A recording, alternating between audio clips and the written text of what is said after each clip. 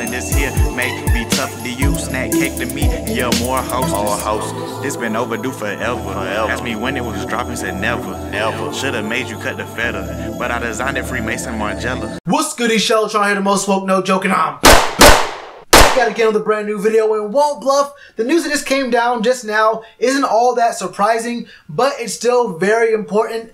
Basically, the Panthers just announced that they just put my man Chris Manhertz, the tight end, who was, I guess you could call him the number 2 tight end on the depth chart. They put him on the PUP list, which is the physically unable to perform list, and that means 2 different things. One, it means that Ian Thomas will definitely be the number 2 tight end, getting the number 2 tight end snaps and reps in training camp.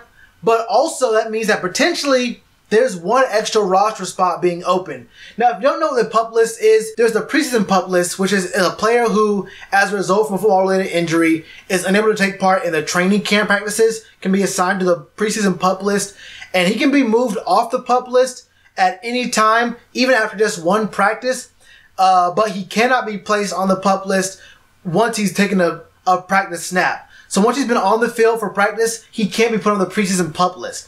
And also for the regular season PUP list, any player who finishes the preseason on the PUP list can also be put on the regular season PUP list, but they have to sit out for 6 weeks. And at the end of that 6 weeks, the teams have a 5-week window where they can decide whether or not they want that player to actually start practicing. But from the second that player starts practicing, they have 21 days to decide if they're going to activate him on the active roster or not. So that means if you're on the PUP list, then you're not on the for the regular season, you're not on the 53-man roster, which means there's an open roster spot for someone else.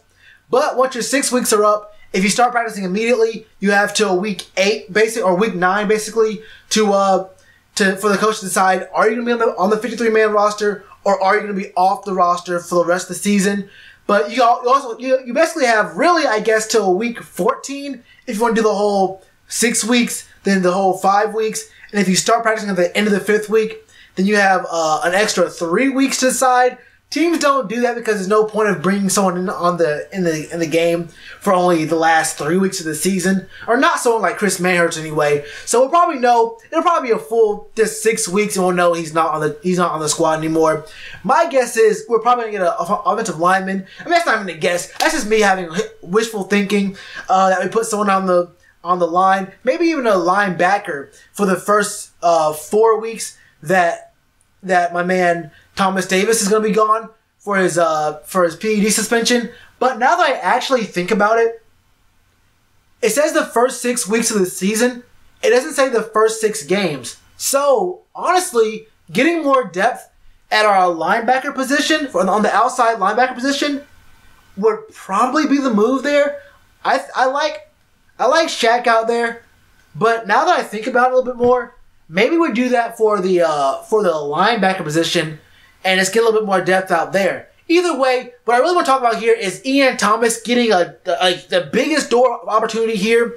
With Chris Manhertz out of the way, like I said, he's getting the number 2 snaps in training camp, and most likely during the season, we might even have like 2 tight end sets, or whenever Olsen gets tired or whatever, because Greg gets tired sometimes. He's been a workhorse and an Iron Man. But we can put in Ian Thomas, and everyone from every kind of statistic, metric, scouting report, Ian Thomas is ready to go. He has a big body. He's what, 6'4", 6'5", about 250 or 260? Yeah, about 6'4", 6'5", 260. This is like, he's about LeBron size. Put it like that for you. He's about LeBron, maybe even about Cam Newton size. So he's a big guy, playing tight end, 36-inch vert. That's disgusting for a tight end. He can go up there. He's not scared to play physical. He actually prefers to play physical after the catch. He likes to get stiff arms in. So this man could actually change the way, because you know how Greg Olsen, he has that strength to him, but he's all about playing smart in his later years. He plays smart, and he knows where to be in the zone. Ian Thomas can bring that bruiser type of game plan and gameplay to the tight end position. And you have 2 different players to kind of game plan for when it comes to tight ends for the Panthers. Like, okay, well, we want to focus on Greg Olsen's skills, Then we bust out Ian Thomas. Like, whoa, whoa, whoa, this man's playing real physical. So if you want a game plan for Ian Thomas, you know, physical skills, you still have to watch and maintain, try to maintain, and try to box up Ian or Greg Olsen, because he's going to play smart. He's going to find the soft part of the zones, sit down, get the ball, and turn around and start running. So it's a really good two-headed monster we have in both our backfield and on the ends of our line, where we can really run some crazy ace sets this year. But that's really the big thing here. Ian Thomas has been given a golden door of opportunity here, and I don't see this man not running away with it. I definitely see Ian Thomas being able to pick up the helm and just go straight off the bat and be a day one contributor to our team. I think Ian Thomas will definitely have a much bigger role in the team than Chris Manhertz did last year. Even with my man Greg Olsen was out for, what was it, 8 or 10 weeks? Do you know what Chris Manhertz stats were? Do you know what Chris Manhertz stats were the whole time Greg Olsen was gone? I believe he had, what was it? He played in all 16 games. Keep that in mind. 2 catches, 17 yards. Two catches, this many of those catches, 17 yards. I think Ian Thomas can do that. I think Ian Thomas can do that week 1. And that's really what I'm banking on here, because not only does that make our offense better, like I said, this year and in week 1, it makes our offense and our team and gives our coaches a little bit of peace of mind for the future. Because the faster Ian Thomas develops as an NFL tight end, the more prepared we are for a time, God forbid, when we don't have Greg Olsen on the end of our line, scaring people, scaring linebackers and safeties. The sooner we can get Ian Thomas up to starter NFL tight end level of gameplay, the sooner we can add more complex plays, bring him in a lot more, maybe even bring Greg Olsen out a little bit, give him some rest so we can stretch his career out a little bit more, maybe even longer than the 2 years he has remaining on his contract that he just got extended for. But also, like I said, it gives us peace of mind for the future, and Ian Thomas can really be a piece that we have in there. We'll have a lot of really physical, fast pieces in our offense, a lot of weapons there, where our offense can be a lot more exotic than it's been in the past, and definitely a lot less predictable than it's been in the past. You know, that whole run, pass offense we ran for a long time with Mike Shula. That is not what you're going to be seeing from us, especially if we can get Ian Thomas to develop. And I think he can definitely, he's a smart enough guy to where he can definitely hop in on the roster and get into the game and definitely develop pretty quickly. And name me a player who's better to learn from than Greg Olsen. Now, I know Rob Gronkowski is a better tight end, but what can Rob Gronkowski teach you? Be big? Be bigger than everyone on the field?